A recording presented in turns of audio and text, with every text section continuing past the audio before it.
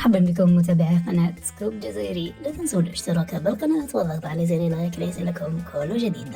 أولا وقبل كل شيء بسم الله الرحمن الرحيم، ألف مبروك للشابة نريمان عقيل دخولها القفص الذهبي اليوم، حيث نشرت بعض اللقطات من حفل زفافها، كذلك نشر المدعوون بعض الصور، وهكذا كانت الأجواء.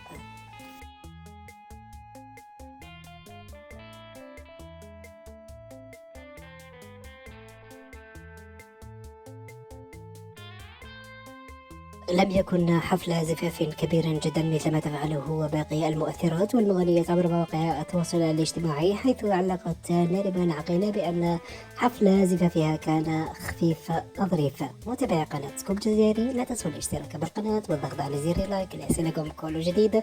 طاب مساءكم.